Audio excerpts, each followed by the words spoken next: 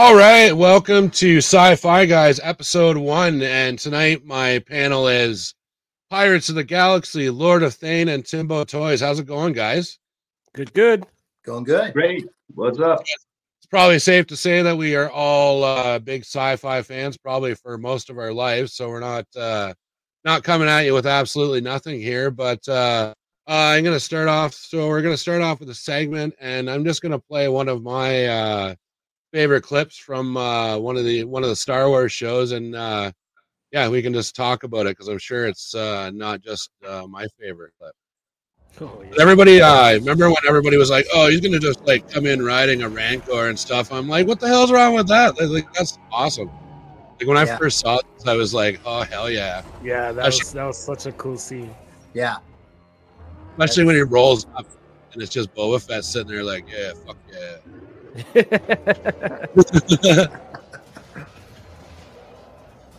But just the whole like, I never really knew it was going to happen as soon as you got a pet Rancor. I just thought it was kind of funny how people took that as like a negative.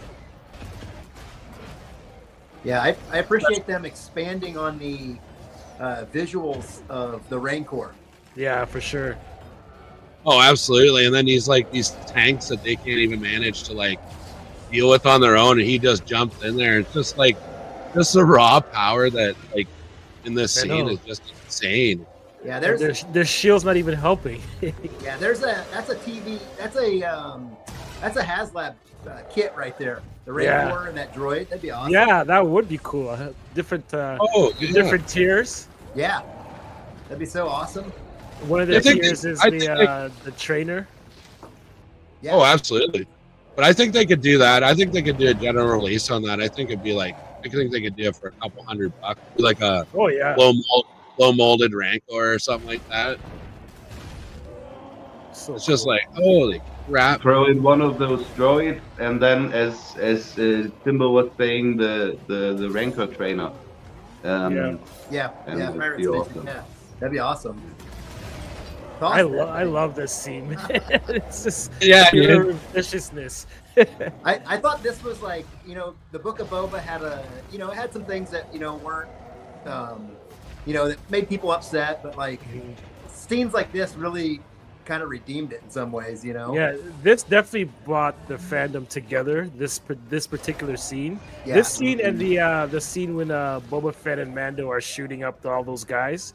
I think those two back-to-back scenes are what made up or redeemed the Book of Boba Fett, because there were a lot of scenes that were just out of place in that series, but this definitely was number one.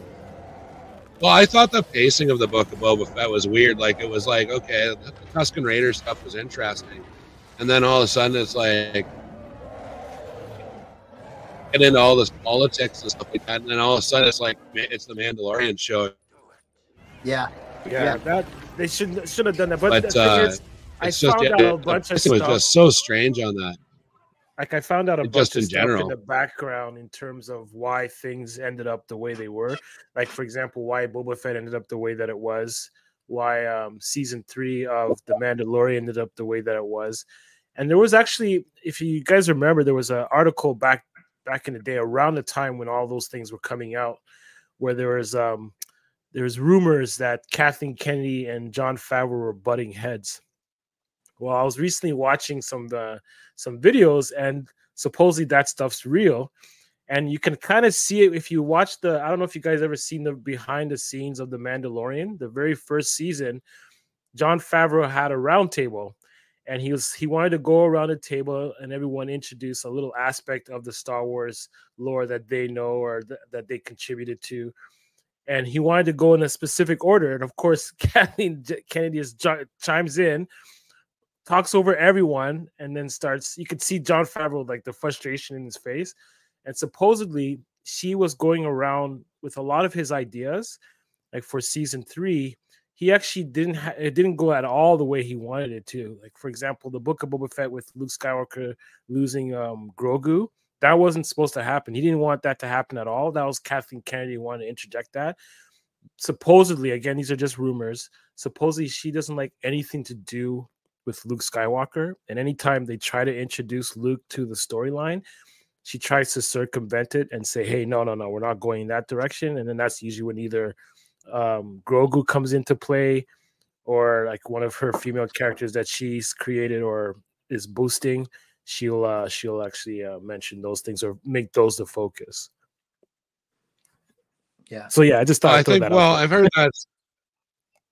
I've heard that kind of since day one, and it's like you get the people on the counter side where you're like, oh, I don't like this and I don't like what she's doing there, and they're like, well, it's not just her. And I'm like, well, who's running LucasArts? Like who's running the show over there? Like ultimately it comes down, it's her decision what flies and what doesn't fly. But I don't know, I'm not sure if it's going to make a difference now that Filoni is no.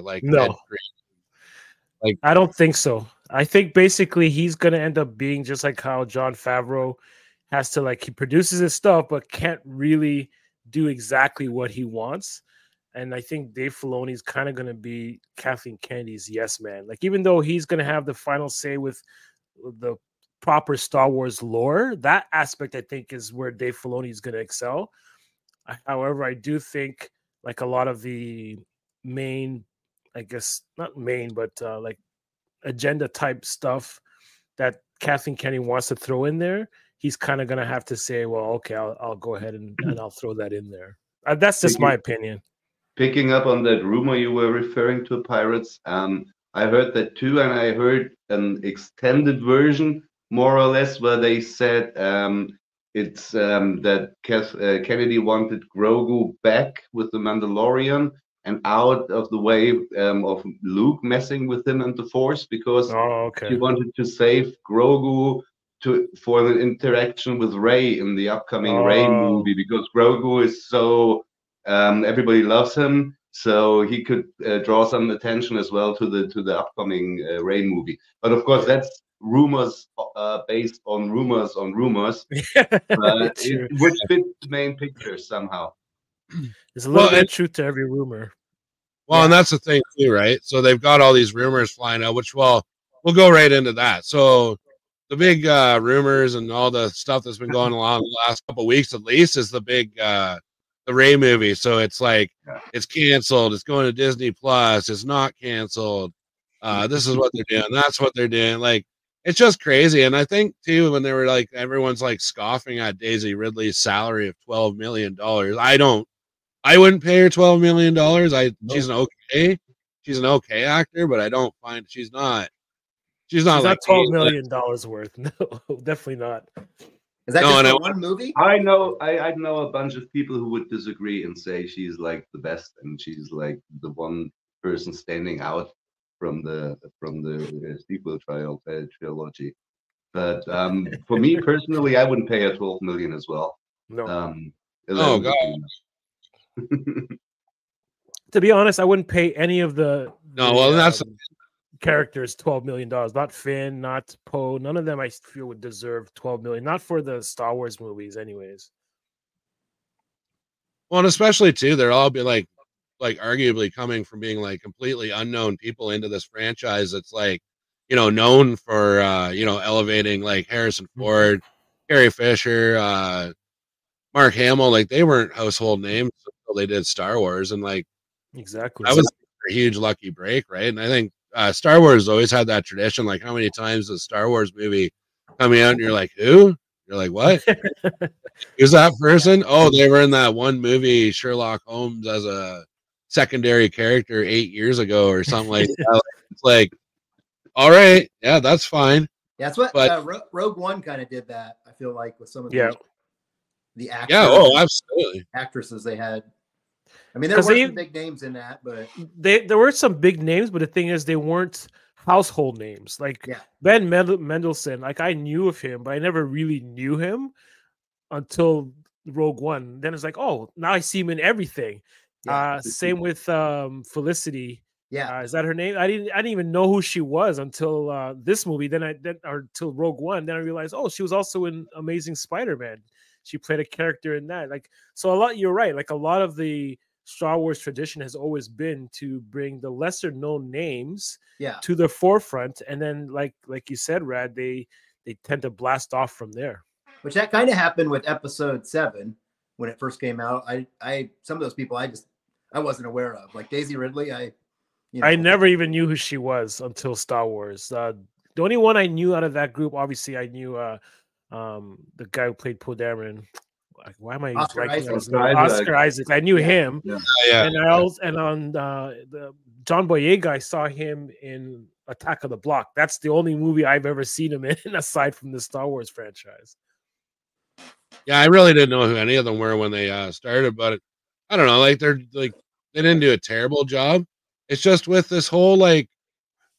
Now that we're getting into this topic, like my whole problem, like I didn't mind The Force Awakens. I'm like, okay, yeah, that's a little cheesy, but whatever. It's Star Wars.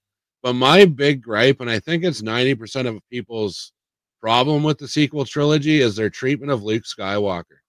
Like that to me just felt like a big slap in the face.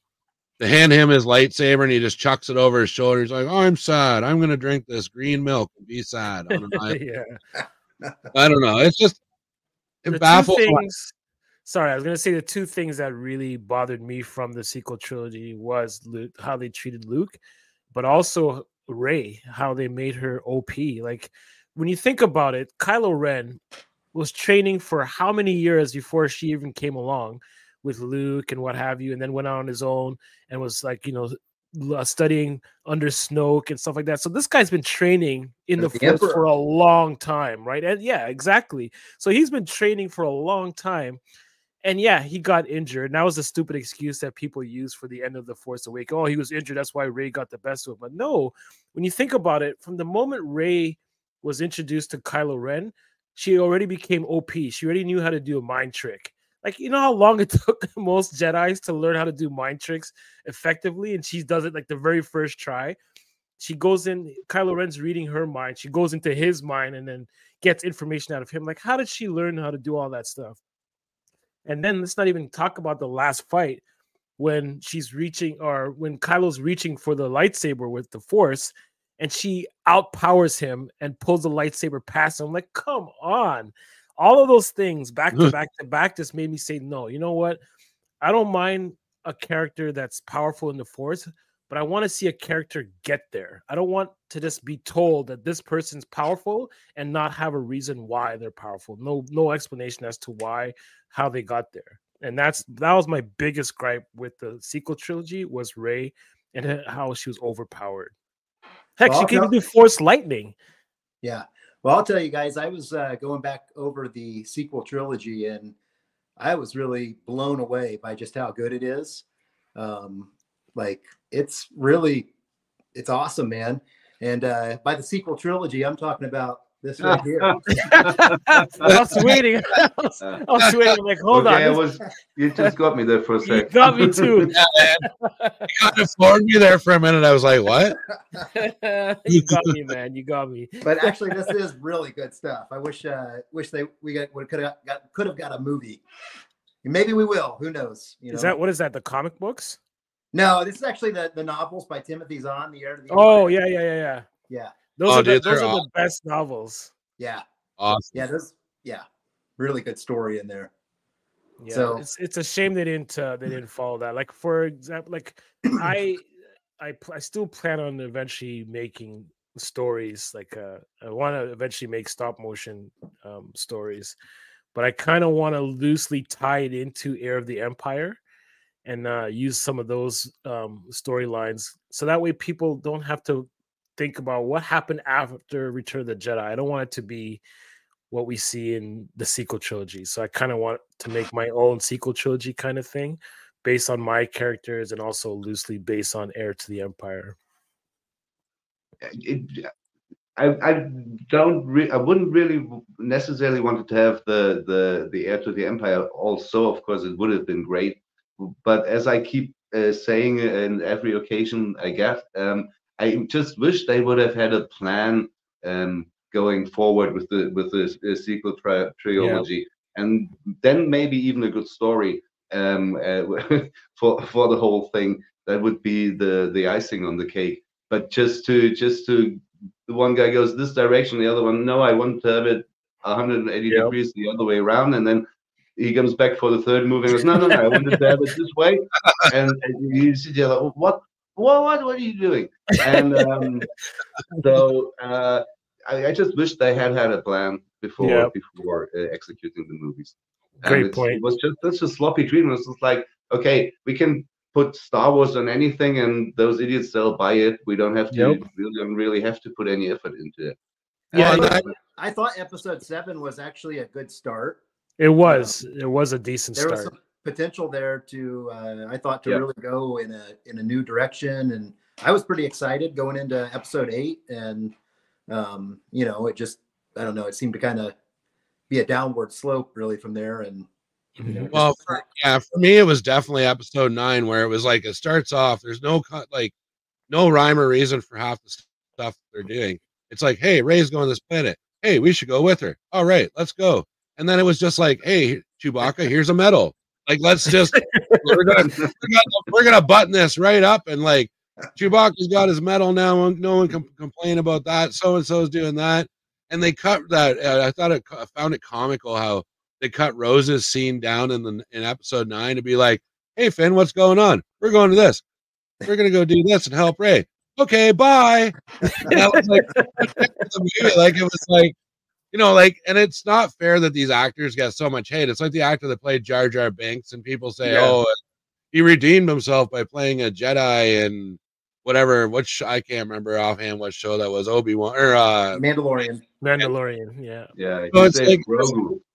Yeah, that's exactly it. But I'm like, yeah, you know, whatever. He's just playing a different character. But it's like, and the thing that bothers me the most too is like, obviously we're not like, it's not a vocal minority one way or the other that hates or loves the sequel trilogy, but it's that automatic knee-jerk reaction people have. So if you disagree with the sequel trilogy, well, you're automatically a racist, you're misogynistic. Like, no, it's just we like what we like, right? And I think everybody can kind of yeah. Well, I think everybody can kind of coexist. Story. Yeah, I've got friends too that if they were on this show, it would be like just a back and forth, like, no. And it's, I think the thing for everyone to remember when you're talking about what we like and what we don't like about Star Wars, you're never ever going to convince the other side in your way of thinking. Like, you're not going to take a Reylo and say, hey, well, X, Y, Z, that sucks for this reason. I'm like, oh, right, you're right. No, they're going to fight you tooth and nail. It's like we do, everybody does with everything they love, right? You fight tooth and nail to, like, you know, keep your point or like make your point valid. But yeah, man, like, we can all get along here. The thing is too, a lot of the like you said, the knee-jerk reactions is basically, if you're trying to argue with someone like that who's basing everything on how they felt or like just on the emotion and not how the story logically flows, then you're right. You're never going to win that argument, right? You're just going to go back and forth all day long because of the fact that they're basing what they experience solely on their emotions and not really on what they saw as in terms of the content. And the sequel trilogy missed out big time with not letting the three main characters from the original trilogy be in a scene together. Like, how could you not have those three people in at least just one scene for one final shot? Pirates? What's that? I wanted to have like the original crew in the Millennium Falcon all together again. Yes, that's like that meme I've seen online where you see all the three of them and Lando is sitting inside the cockpit of the Millennium Falcon. That would have been cool. That would have been awesome, right? Like going to wherever. They're all old, so they'd probably be going to the store to buy lemons or something. Or depends. Depends, yeah. Space depends. All right. Well, I'm sure we could go on about the sequel trilogy all night long if we had to, but we're going to move along to our next segment here. Say something rad about the Book of Boba and Mando. We were talking about that earlier, and I think it was this year there was an interview with Temuera Morrison, and he was talking about how, and maybe it was in joking, I don't know, but he was talking about how the Mando showed up in his show. Do you guys remember that? Yeah. And then he thought he was going to steal. The funny thing about that is in Mando season 2, Boba shows up. It's kind of funny and ironic. Temuera Morrison was talking about the Mando showing up in his show and kind of stealing the scene, like towards the end there, the last 2 episodes. Well, in Mando season 2, Boba shows up and kind of steals the scene, you know, towards the end of his season. So that's true. That's funny. Yeah, that's totally true. I never thought about it that way, but that's true. I thought it was awesome, man. I thought when Boba showed up and you know, took on all those stormtroopers, that was awesome. That was the best scene. I love that scene. That look in his eyes when he's stabbing them and stuff, he's just like, yeah, he's like just a psychopath. And I'm like, oh my God, as soon as he gets his armor back and then jumps in there, it's just like, oh man, like you guys are fucking dead. Like, and that was actually his idea to incorporate that style of fighting because of the fact that it's from his Australian background, native background. So he wanted to include that type of fighting into that scene and make it part of the character. And that was a brilliant idea to go that route. Like that scene just totally blew up. And I was like, oh man, that was awesome. That scene, and that was the kind of. And that was the kind of badass Boba Fett I was hoping for the Boba Fett show then. Yeah, exactly. That's what everyone thought we were getting. They showed us what kind of psychopath he was. So, but no, we got the redemption arc. Well, nice. Yeah, he did do that 360 where in the original trilogy, he's like, just like one or two words like, yeah, all right, I got it. I'm going to go take care of this. But I do like that, how they kind of fleshed him out. Like, as we all, like, I think we can all relate. As we all get older, we kind of change our views on, you know, like what's going on around us. So I think it's just kind of an aged Boba Fett sort of thing. But it is strange to see him go from like psychopath to like philanthropist, kind of like, you know, wanting to be everyone's buddy and stuff like that. Like, they should have made a good balance in between. Like, they should have made it that whenever he was fighting, that he becomes like that, where he becomes very aggressive, very, very hard-nosed. And then when he's not fighting, he's more level-headed. That's how they should have made that balance. But they just made it's just very, very stark contrast compared to season 2 of The Mandalorian. Yeah, I thought there was a lot of good things in Book of Boba. The one thing that I thought kind of surprised me was when he offered the Rodian, you know, hey, do you want to go free, you know, get free with me? Like, I kind of thought Boba would probably just try to save himself. Exactly. No, that's a really good point. I never actually thought about that. Even though that Rodian was like a complete turd, like he was like yelling out trying to get the like getting him in trouble. Getting him in trouble. It's stuff that BioWare is doing for their old Republic video games. I just can't believe that they can't. Yeah. Do something like this. Oh, Disney, for God's sake. It's just the visual and like the story. Like, I want to know right away. I want to know who these two brothers are and like what happens. You know what I mean? Like, obviously, I've seen the trailer like 800 times, so I know what's happening. But it's like, oh, that's man. awesome right there. I love the costumes. Exactly, and what's crazy too is that I completely thought they're wearing the colors basically representing light and dark. So I thought the one wearing light was going to be the good guy, and the one wearing the dark is going to be the bad guy. But it ends up being the opposite. And I was like, oh, nice play there. Even though it's obvious, it was still really cool to see that. Just look at these shots. Like, this is insane. Like, why are they not doing this? Like, Buddy's laying there with his like arm blown off and his face like burned up. Like, holy crap. I think that's what Star Wars really needs to do next, is something a little bit more hardcore, like something more gritty like this. Maybe the Acolyte will be like that, Pirates. Maybe, yeah. I'm kind of hoping so. Like, I'm hearing some good things about it, but at the same time, still being apprehensive. Yeah. Oh, I just love this video. Even the music. Yeah, man. Amazing. Like, holy shit. Yeah. I actually just the way they set it up. Like, sorry, I was gonna say I keep rewatching these trailers. Like, all of the trailers for the Old Republic, they're all amazing. This is probably my favorite one out of all of them, but they're all amazing.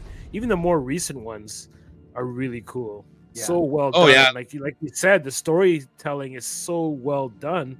It's like, why haven't they done this yet?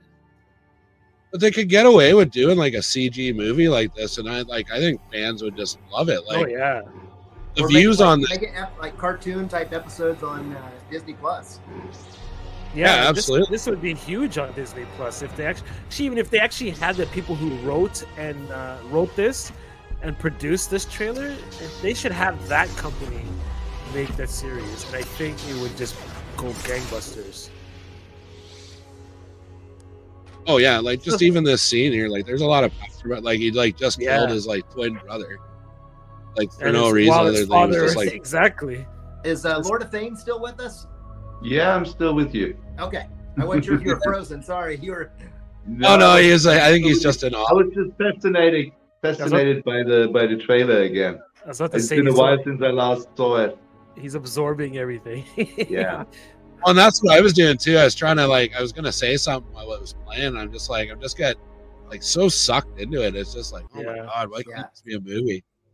Like you can watch the whole, I think, 3-hour or 4-hour compilation of those on YouTube, and it's like I keep like putting it on. I'll put it on when I go to sleep, and I start at different points, like because they've got cut scenes from Force Unleashed in there and stuff, and it's like it just absolutely baffles the mind how Disney isn't taking something like this and like, dude, like it's like if you look at this, the numbers that this video has, I think it's got millions of views on YouTube, like easily, and that's to my point, right? And another thing that we were talking about before the show is, so you got the Knights of the Old Republic, which is arguably my favorite like era because you can do so much with it, like the whole Revan story, but you're talking like 3,000-4,000 years before the Battle of Yavin. Like that's a lot of storytelling that can happen in that frame. And I think one of the things until Timbo said something was that series that came out was the High Republic.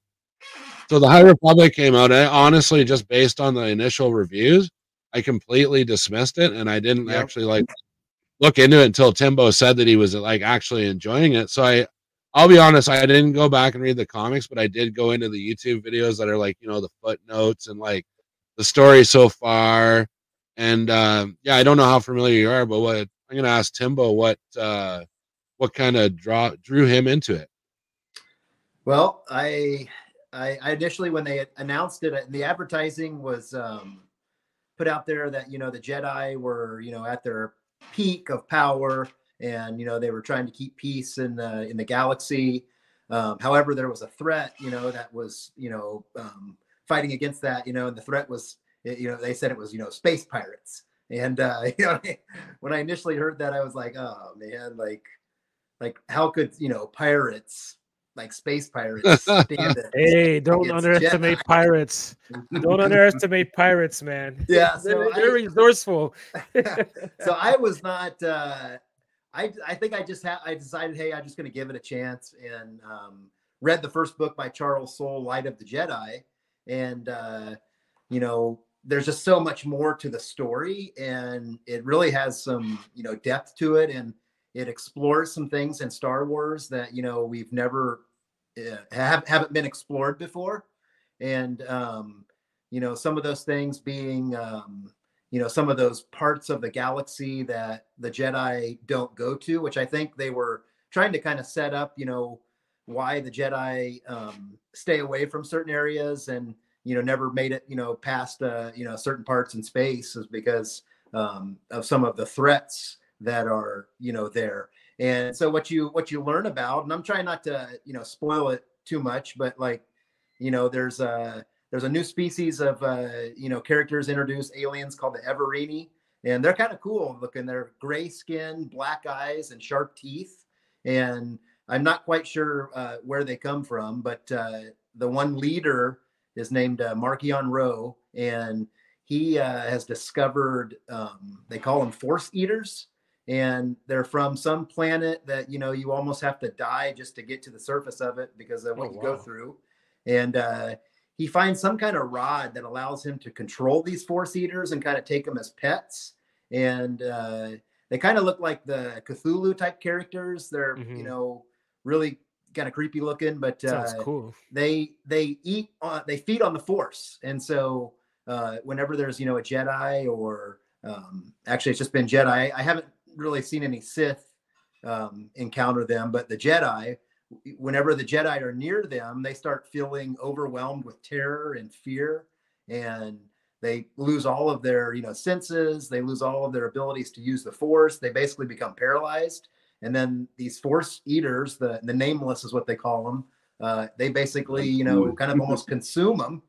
And so it's just kind of an interesting take, and was kind of a surprise that, I didn't really expect, by the advertising. I mean, there are the pirates, but they're using these nameless creatures to kind of, further their, they want to just be able to, everybody can do whatever they want. The Nile, nihilism, is kind of that idea of just, hey, no order, chaos, do whatever you want.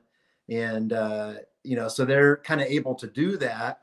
And they also have an ability through a lady that is somehow connected to the force as well, that they use to somehow be able to do hyperspace jumping. And, this allows them to quickly jump in and out of hyperspace at different points, which is kind of an interesting thing as well. So they can disrupt like hyperspace lanes. And, they figure out how to like put mines in and around like hyperspace, routes and stuff like that. So, holy cow. Keeps, ships from going to certain places because there's a fear of getting, completely destroyed. And so, so it's just kind of I don't know, some of the twists and turns have been, very, they've really grabbed my attention. And so I've enjoyed it. And, seeing the Jedi at their peak, there's also just some really cool Jedi that, there's a guy that, his name's Porter Engle, and he's a cook, but he's like this master Jedi. And there's a scene where they're fighting the Nile. They've just jumped out of hyperspace, like right, in the planet atmosphere. And so the Jedi are scrambling. They're in this mad, dogfight in the air with all the Nile. And then there's one of the Jedi that happens to look over at one of the other ships flying past him. And that Porter Engle he's outside on the wings of the plane. He's got his lightsaber and he's deflecting, all these bullets and stuff. And they're just, we thought this guy was a cook. Like, what in the world? And so just some cool, there's some cool stuff like that in it.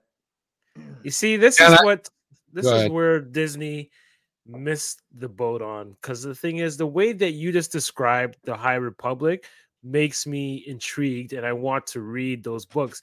Unfortunately, what they focused on when they were advertising for these books was all the things that no one was interested in. Like, for example, the character named Geo, which is a rock. I'm like, come on, man. Like, really, you're making a rock character the focus of your marketing? Or there's another character, or the fact that one of the Jedis, I think, was gay or something like that. Like, these are things that don't need to be the focus of your marketing. Yeah. What should be the focus on your marketing is the storytelling, is the high action you were just describing. That's the kind of stuff people want to read about and want to hear about in terms of Star Wars, because Star Wars is an adventure. Yeah. And when you don't advertise the adventure side of it, you lose interest. And the fact that they're focusing on the agenda side of things made me not interested in the High Republic at all. And the thing is, a lot of the naysayers in terms of the High Republic on YouTube were mainly hyper focused on that. So that was all they ever talked about. That's all I ever heard. So when I only hear that, I'm like, oh man, this sounds like it's pure garbage. I don't want to read the High Republic. But based on what you've said and based on the research that I've done recently for this video, it's like, holy cow, there's a lot of awesome stuff within the High Republic. And the next phase that's coming is going to be even better from what I understand. The first book of that phase, that's the one I really want to get. Yeah, I really like the main villain, this new guy, Markion Rowe. He's, kind of everything you would want in a villain. Not quite the tactician, or strategy type villain like Thrawn. I mean, he's more, I don't know, he's just kind of sinister and evil and so ruthless. And the other thing that's kind of cool with the Nile is they load their armor with stim packs. And so if they get, impaled with a lightsaber, they try to activate these stim packs that'll allow them to like keep fighting, like, that's awesome. Even beyond like being wounded. They're all in with like their willingness to fight for nihilism, and so that's kind of a cool thing. I think the other thing that helps the story is that it stays away from the Skywalkers, and so it's kind of a new area, and there's tons of new characters that they've introduced, and so that's kind of a neat aspect of it. And so, but I was just really surprised again with the idea that there could be these creatures that you know, consume the Force, and you know that to me was kind of the okay, you know, that's how they, you know, deal with the Jedi, because otherwise I don't know how pirates would, you know, win against Jedi. So hey, Hondo's done it. It can be done. Yeah. Can do it. It can be done. If you have the numbers, you can do it, man. You can do it. Yeah, I think kind of I like when Star Wars kind of diverges from like the Skywalkers and the Jedi period. Like Rogue One was great. Like Rogue One was just like regular old story. Like they kind of hinted that her mother was a Jedi because she had the Kyber crystal necklace and stuff. Like, yeah, that's great, whatever. But yeah, like some of the stories like without Jedi altogether have been great. Like that's why Andor is doing as well as it is, because I love Andor. It's one of my favorite shows. Even the Mandalorian kind of goes away from like Jedi and that kind of thing, although it's kind of going back into that stuff. But initially when it started out, it wasn't about Jedi. It was about Mandalorian and like, you know, the underbelly of the galaxy. And that's the aspect of Star Wars that I love. And that's what I really want to see. I would love to see a pirate focused storyline where you see the dark side of the galaxy. I'd love to see that. Yeah, definitely. But that's I even put a bigger scale on the. That's what I love about Star Wars, because that goes to show that you can have both. You can have. Yeah. I also enjoy the High Republic. I only read the comics. I haven't read any books, but I really love the comics. I love the visuals and I love the story. And I love seeing a story with like packed with Jedi. Like there's literally no panel where there isn't a Jedi. But I also love Andor, where there is no Jedi basically at all, and so you can explore all of that. And I love it. And there's people out there who like the one thing, and there's people who like the other better. And I like both. Yeah, I'm with you. I like both as well. Definitely like both aspects of Star Wars, because that's what makes it Star Wars. Yeah, right. I hope with the upcoming what's it, Skeleton Crew or whatever it's called. Yeah, I'm excited. I hope that'll be a success, because obviously or apparently that's going to be a little bit darker and a little bit more like into the horror genre or something like that. I hope so. If that's going to be a success, we might even see Disney go into more, say, adult content, more, maybe more violence. Have a Troopers kind of a series or something like that. That would be awesome. I think Death Troopers would be an awesome movie. Oh yeah, for sure. The book. But I think Andor was maybe almost like, it almost felt like their testing ground for like, you know, like putting like a sex scene in a Star Wars movie or show, and testing out these other things. Like it almost turned into like, for me, Andor. Someone said shit, I think. Didn't someone say shit in Andor? Yeah. Did say shit. Which I like that. I like stuff like that. Yeah. It just makes it a little bit more grounded, which is what Star Wars is kind of supposed to be. It's supposed to be, yes, a sci-fi fantasy, but it's also supposed to be kind of grounded or relatable to, like, you know, everyday life. So I kind of like that they were showing the everyday person in Andor, which is something you don't ever see, because they always show you the more iconic, you know, heroic type person. But I like the fact that they're showing the everyday people in Andor. Yeah. Oh, absolutely. Yeah, and I think too with and like Lord of Thane said, I think they're testing the waters. They want to see what people are like willing to like watch and like put their time into, right? So, oh, there you go. Let it out, man. I don't know. All right. So the scene was pretty wild in the show. Is this the cantina bar scene? I don't know. Her eyeballs are weird. It's the scene where they're gonna like, I don't know, like assault that chick, but she kind of, this is the scene where she just like absolutely loses her shit. Yeah. I don't know, something about the look on her face like is weird and dumber. Yeah. But totally like, I don't know, just like Space Marine Warhammer vibe off the soldiers, like big time. Yeah. Well, is she gonna give him the axe? Probably not. She's gonna like kick his ass. Oh, she's gonna give him the axe, all right.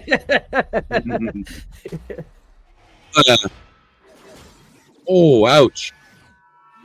Oh, my Scott leg. Snyder. Scott Snyder, slow motion. Yep.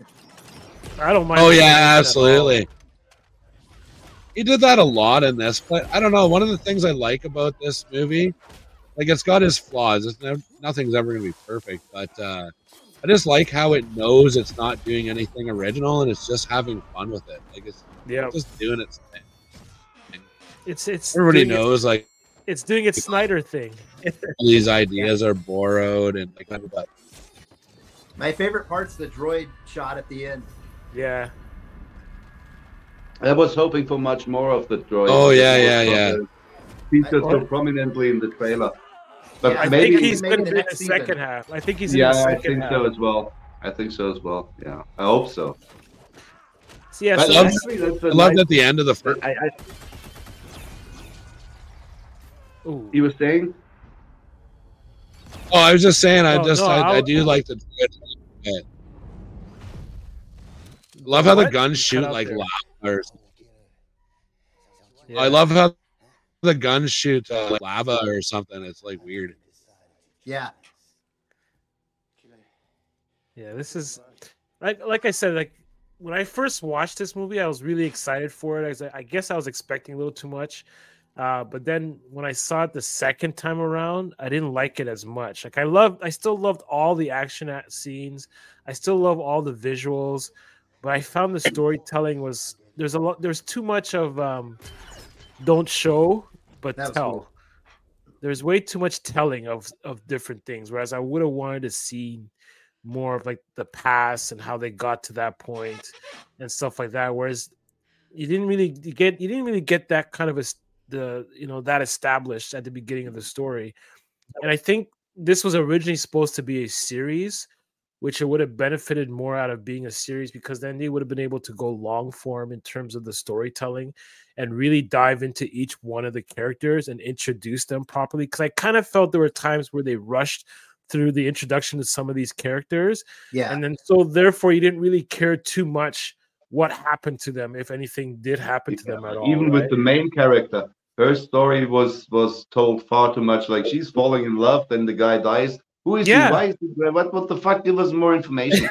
Exactly. But Red Toy, you were saying something very, very interesting for me, because my main problem obviously was that it wasn't original enough. That it felt to me like I've seen all this, and nothing really took me by surprise.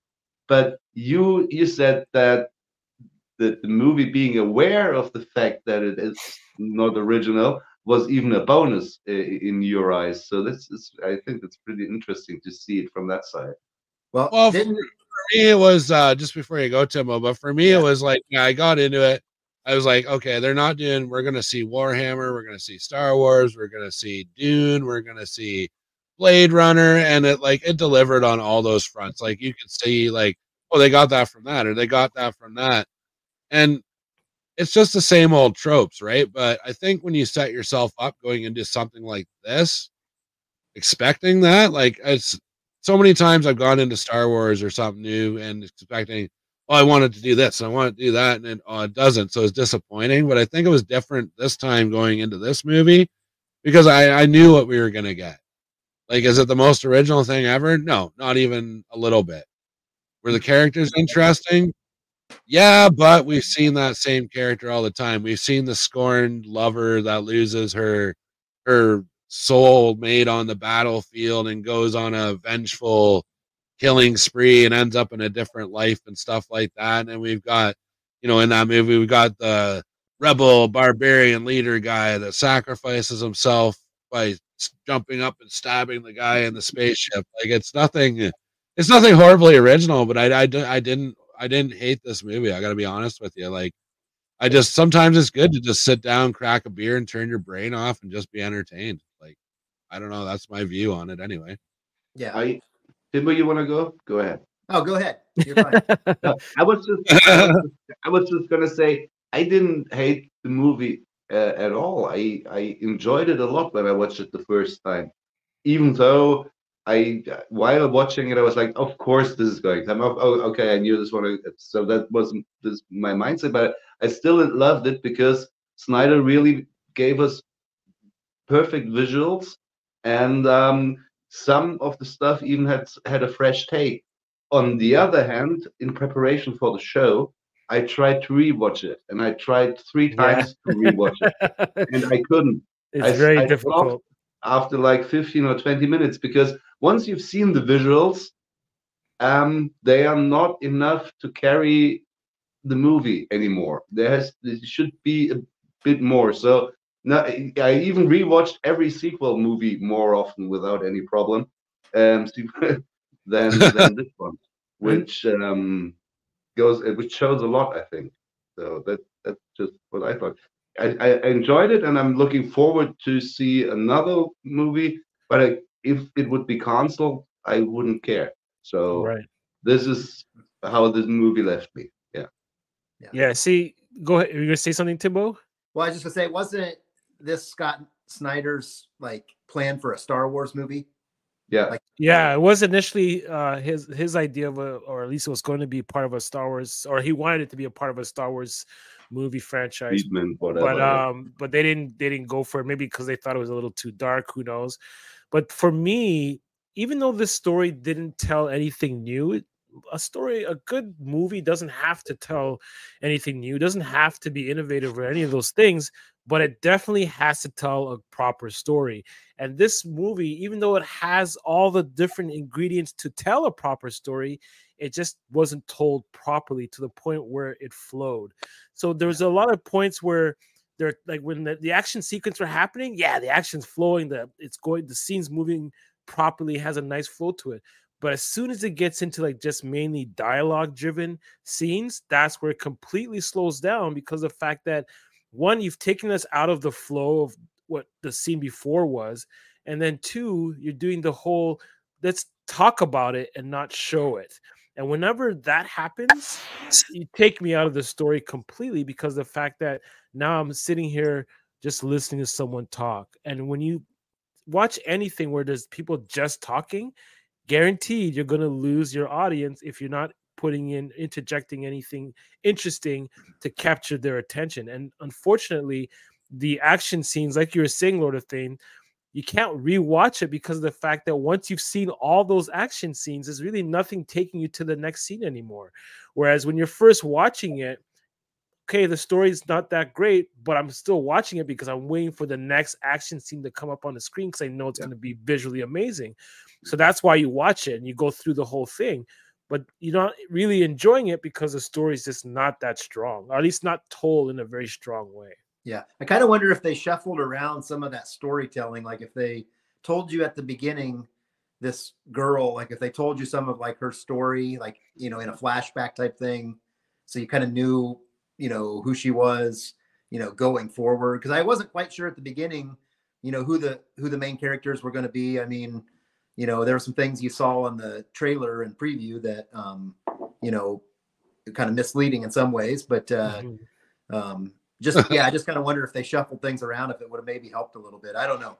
But it just goes back to what I was saying, the whole tell and not show, right? If they had showed that at the beginning, who she was, and then how she ended up on that planet, then I would have been like, I like that beginning sequence and that planet. I thought some of the visuals of that were kind of cool. Yeah. Oh, especially that scene where they're looking out over the grain field when they return from the mission. Yeah. That was really the robot standing there with the antlers on and all the like crap. Yeah. Like that was a great scene, man. Like I think they showed up. It's like, oh yeah, it's too bad we didn't have that big war here. This would have been a great place to die, kind of thing. And like, it's like got little parts like that. And I loved when the guy like tamed like the griffin and like, that was cool. Like, there was like it had its moments, but I think going back to my point where it's not doing anything original and it knows it, I think that's where the story kind of falls apart, because it's like you should already know this because you've seen this 100 times. Like you already know that she's got like scars from a past life or something just from the way she's acting. But I think Timbo's right, where it's like if you had to set it up in like, this is the empire of blah blah blah, and it has like champions and it shows her whole like intro and then maybe goes into the story from there. It's like, okay, well, she was that, and now she's on this like shitty little planet with like Captain Farmer guy that she's like banging on weekends or whatever. You know what I mean? Like, it kind of, if they had to set it up like that way, then maybe it would have been a little bit different. But exactly, like they haven't established anything for us to care about the characters. Like that's something like you said, Timbo. If they had done that at the beginning, is telling us who she was at the beginning, then you would have been a lot more invested in who she is and who are the people around her. And I'd want to know who the people around her are because I know who she is now. So, okay, well, who does she associate with? Well, I have no idea because of the fact that I have no idea who this character is or what she's like and what she doesn't like. Yeah. Well, I think for me with this movie, I'm more interested to see what happens to the robot guy next. Like, I want his story. That's what yeah, definitely. Is that the main villain? No. The robot, the one with the antlers that was protecting the girl. Yes. Yeah. To me, I don't know. He's like the most interesting character so far. Like, I get it. She's like, she's got her like scars and her emotional bullcrap. But do you know why that character is so popular? I would say it's because of the fact that how they told his story. They actually kind of really did break down his story, even though they kept it light. And they didn't stay on it for too long. They still explained who he was. And like they said, they said, oh, these were all like, as soon as the emperor, the king died, all these robots that fought for him just shut down and they refused to fight anymore. And then they actually showed all of that. Yeah, well, but they set it up cleverly because they're picking on him and they're like, whatever, he's not going to fight back. And then he goes and he has this heart to heart with the little girl, and you're like, okay, this guy's cool. I like this character. He kind of reminds me of the K2 droids a little bit. Yeah. Oh, absolutely. Yeah. Yep, for sure. Speaking of droids and droids carrying the movie, the creator, it should be something we should look into at least in the next episode. Oh, I think the next episode we'll look into a review on the creator because I was really impressed with that movie. Yeah. That was one that we won't go on about it too much now. We'll save that for the next show. But everybody go watch it. No, it's like it caught me off guard. I thought it was going to be like one of those like movies on Tubi or one of those like Plex or something where it's like it's really bad like 3-star. 3-star rating, and you're like, oh, that's a really good premise. And they turn it on, and it's all like special effects. What's going on here? All right, yeah, for sure. I was expecting that too, and I was pleasantly surprised. It was really, really man, that was great. Now that was good storytelling. Yeah. Yep. So there we go. Oh, dude, check this picture out before we go forward. Power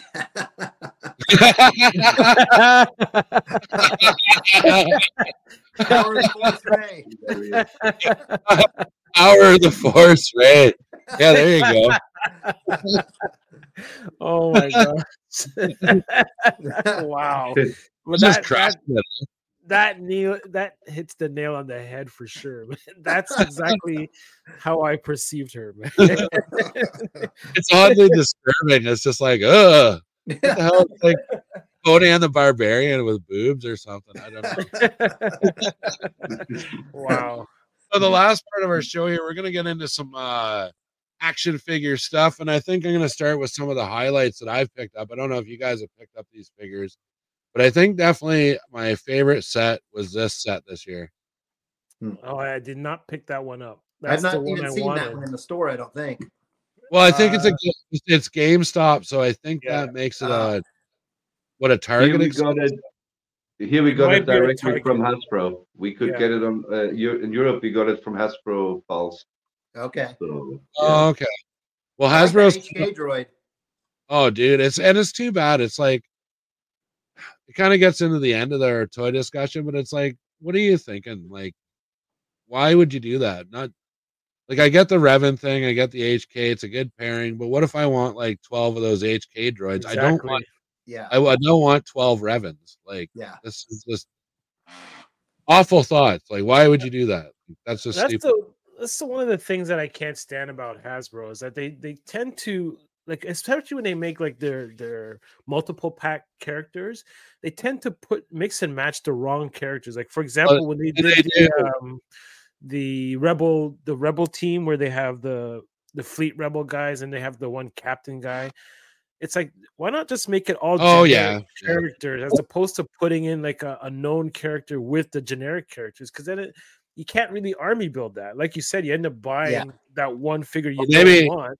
And then definitely hold that thought, Pirates, because we got a segment that comes up at the very end where you can definitely like voice. But I think another highlight for me was this pre-Vizsla figure. Finally, we got it. Yeah, I've got the original one that came out for Clone Wars, but this one's like just knocks that one out of the. Yeah, I'm glad I got both, but this one's definitely way better than the first one. The only thing that's missing with this one is the cape. I kind of wish I actually used the cape from my original one on this. Yeah, the capes look really cool. It's really good on them. They look so cool with them. Yeah, to me, a Mandalorian really that sets them off as that kind of, you've got that high tech, awesome armor, and then you've got kind of like the tribal cloaks and like stuff like that with them too, right? So yeah, I think this is one of the cases where the TVC one here is better than the Black Series. Yeah, for sure. I think they did the Black Series one on an older Boba Fett body, and so it just doesn't. Yeah, they put on the Jango Fett body. Yeah. Yep. So Jango Fett. The articulation isn't as good as it could be. Yeah. No, that's definitely. And then another highlight, I love this figure, man. The Black Chrysanthemum. Oh yeah. Like holy crap, man! Like that was such. I don't know about that one. Dude, the TVC one is, I think it's a great figure. The Black Series, not so much. Maybe the new one, but I remember when they took that original Chewbacca buck and just put bright gold armor on him. I'm just like, what the hell were you thinking? Like, oh man. God. That's what you call, rushing. Yeah, exactly. Dude, and like, get it out there. No, they just got to hammer it out. And go ahead. Yeah, I just wanted to say I was all excited for Black Chrysanthemum, and I already made a custom Black Chrysanthemum. Yeah, that looks cool. That's the Black Series. And I was underwhelmed by I got both TVC versions, like the one with the and the other one, and I don't know. I was disappointed. There were figures I didn't expect anything of, and when I had them in hand, I was like, "Wow, this is really a cool figure." And Black Chrysanthemum was the other way around.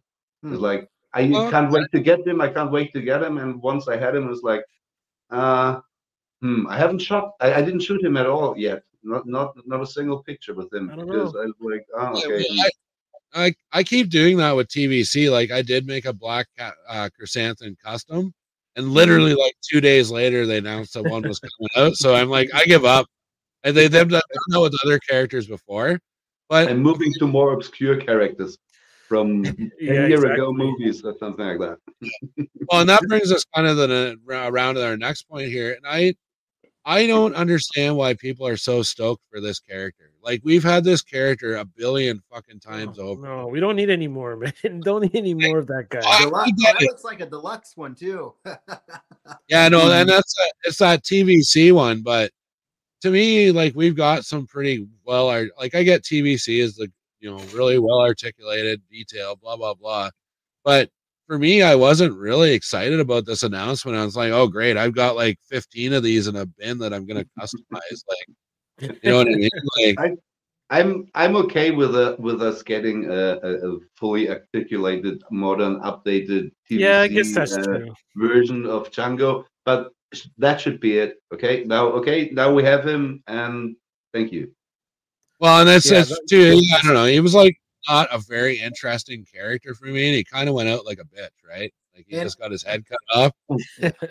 There's actually more to that scene too, but they actually cut a lot of that scene out. And that Django is a deluxe too, which is the same price as a Black Series figure. Yeah, just it's nuts. I was disappointed. I was disappointed with the Boba Fett that just came with 2 stormtrooper heads. That was like, that's so stupid. Like, what are you doing? Like, I'm so glad I didn't pay the full price for that. Like, when I bought it, was like like 40% off at the time when I bought it. Oh, so yeah. I got it at a good price. Yeah, but if it was, I would never have paid the full price when I saw the review. The fact that he has a helmet, and maybe a few like little rocket flare things, like who cares? I don't want to spend that much for that.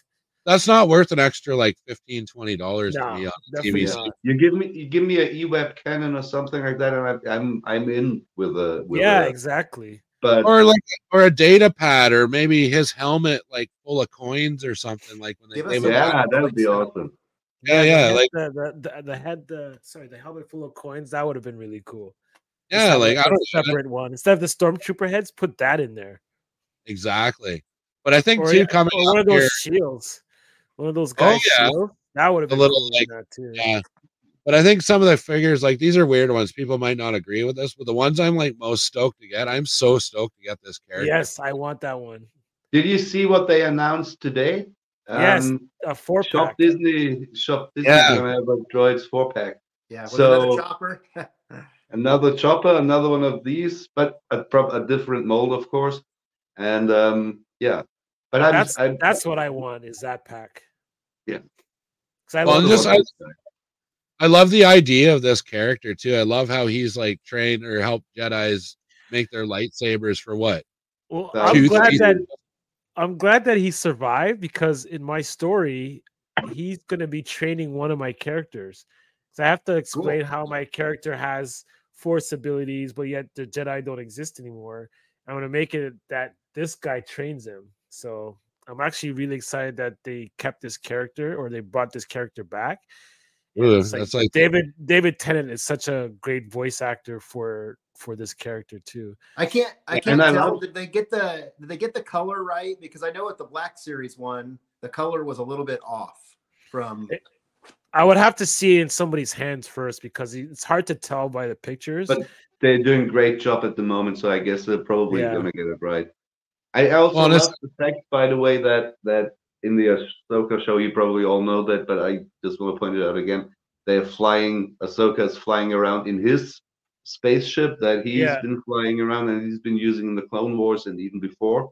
I really love that. So apparently during the Empire, he's been hiding in the sun or something like that, hiding behind the moon. Oh, really? I don't know. I don't know where has he been. So he must have been in the hiding. That's no moon. That's Yu Yang. Yay! Hey, here we go. And there was who's it that I was watching a video someplace where they're saying how he might have survived along with a few other Jedis. Like supposedly there's a whole bunch of Jedis that weren't really related or connected to the original Jedi, but were living out in the unknown region. And supposedly there was a droid with them, and then that droid was later found and was used by the Jedi. So I'm wondering if it was this robot that might have been the one. Now, what's that story from, Pirates? I can't remember where it's from, though. Like I remember hearing somebody, a YouTuber, talking about it. It might have been Star Wars Meg. I can't remember the details of it, but she was talking about how there's a droid. Supposedly, it may be this droid was hiding away in the unknown region with some other Jedi, but not like your regular Jedi. I can't remember what they were called. I think they were called maybe like Balin type characters, like Balin. Kind of. I think they were like Skywalker type Force users. You know, the Skywalkers are the Chiss called Force users that could actually travel travel to help navigate. Yeah, exactly. So they could find the hyper routes and stuff like that, or find a navigation lanes through unknown region. Yeah. And I'm thinking it might be those type of Jedi. Thing. I think the last figure I've got coming up here is one I've actually been looking forward to. Where the hell? Where's the Bad Batch? Where's the rest of the Bad Batch? That's what I want. Is the Bad Batch. I've got mine, but why don't we have one from Hasbro yet? It beats my mind. It's unbelievable. They only made Hunter, right? Yeah. Yeah. You know what's gonna piss us off? Is they've got Hunter out right now, and I bet you $1 million they go with the season 2 uniforms for the rest of them, and they won't match. Definitely. Yeah, that's exactly what they're going to do.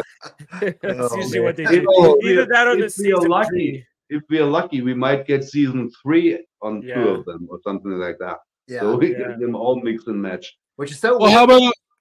How about go ahead. I say it's weird because, you know, that show, you know, it is for kids, and, you know, you want them to have the toys of that show, and, you know, you've got them in the Black Series. You've got both season 1 and season 2, but, you know, one figure in TVC. Yeah, and I don't get it at all. Like I think we're kind of thinking like for kids, but I like realistically, I think Hasbro is making this stuff for people our age, whether there's more of us buying it or less of us buying it now. I personally think, like, I kind of think people are whining out of the hobby. Like, I'm buying more. yeah. But the rest of us will have to make up that slack. But it's just so baffling that we're probably going to get a Balin Skull before we get the rest of the Bad Batch from, like, how many years ago? Like, they debuted in the Clone Wars, like, what, 4 or 5 years ago now? Yeah. And I'm totally, I will bet money on it right now that they have Hunter out, but they will release the rest of them in their season 2 uniform colors. Yeah.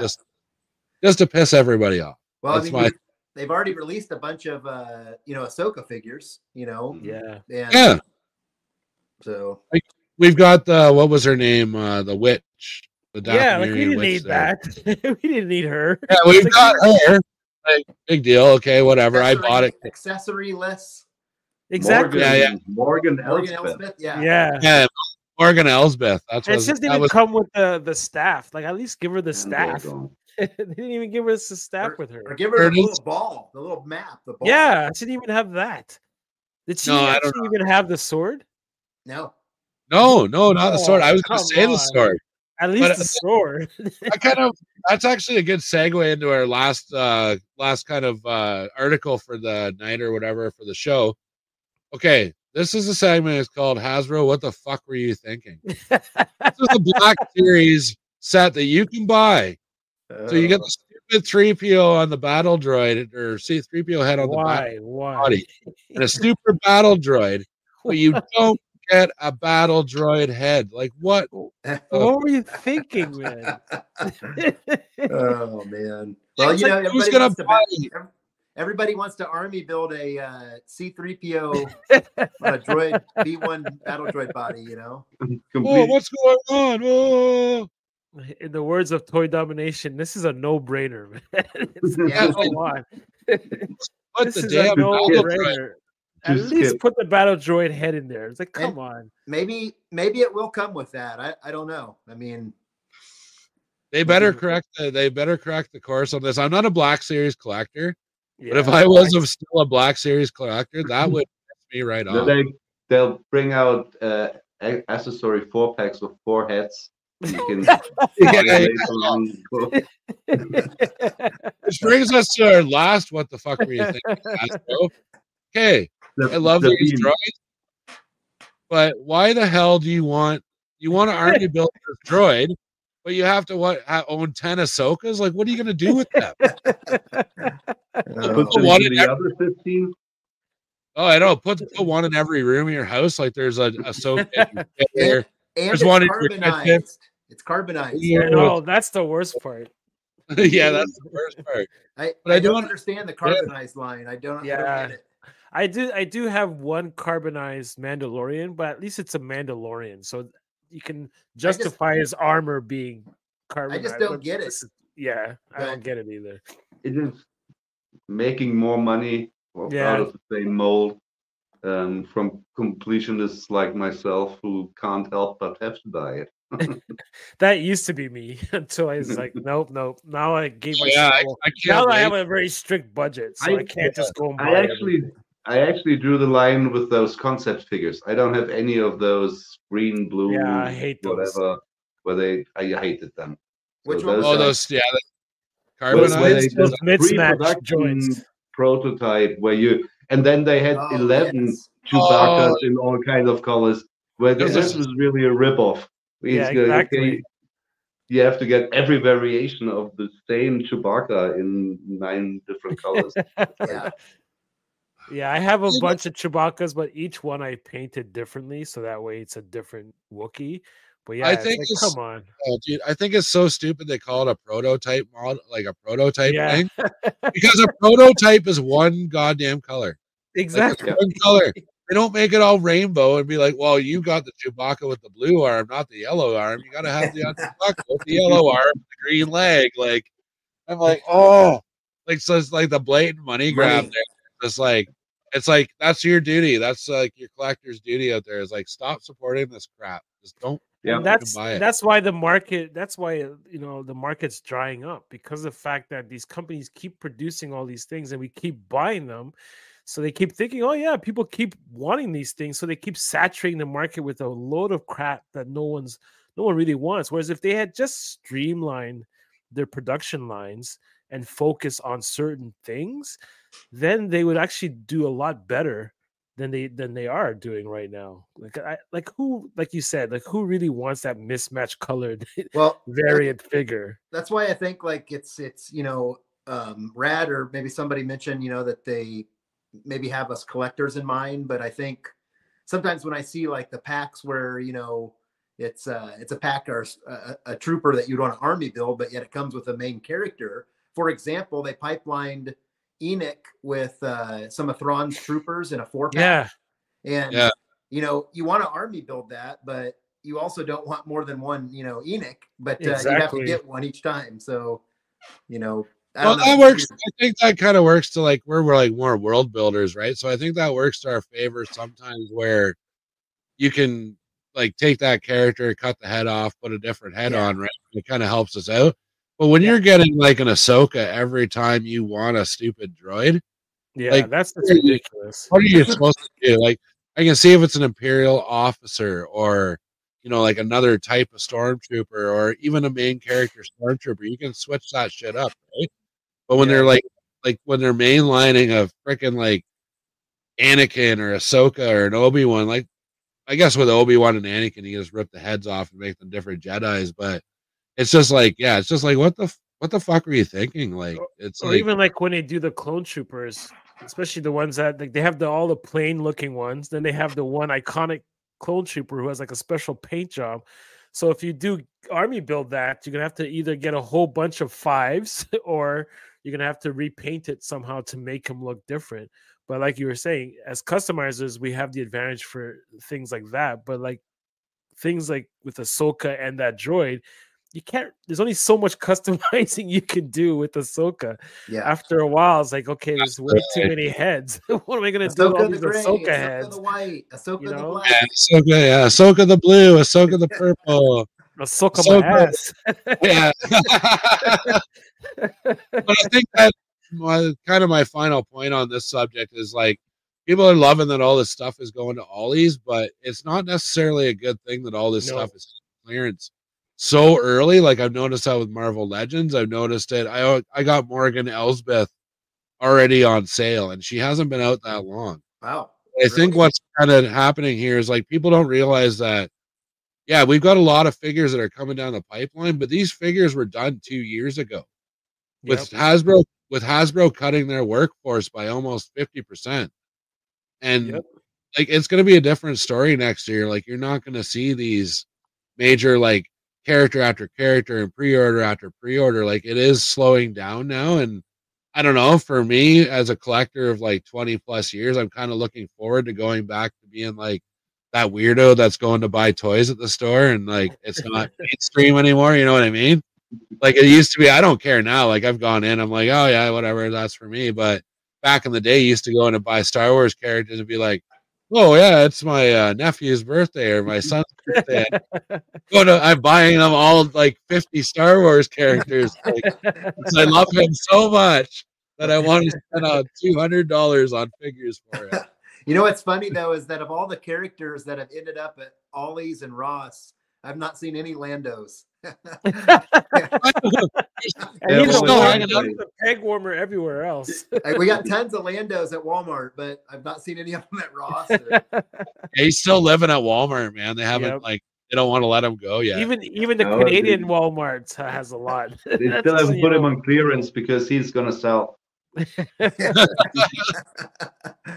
The thing is too, it's like most of these characters were designed during the, like you were saying, 2 years ago during the pandemic. So all the designers and the artists and stuff like that had nothing but time on their hands to design figures and all that. Now stuff. they're all fired. Like now they're either fired or they're just they have such a small workforce that they can't back to focus 5 on POA, boys. Oh no! Oh God! There's still at my dollar store. There's still Force Awakens Rey and Finn figures from like the Force Awakens, dude. Like the 5 POA ones, and they're down to like $1 now, and they are still sitting there. Like you can't even like give those figures away because there were so many of them. And nobody wants them. Oh, dude, it's just like it just.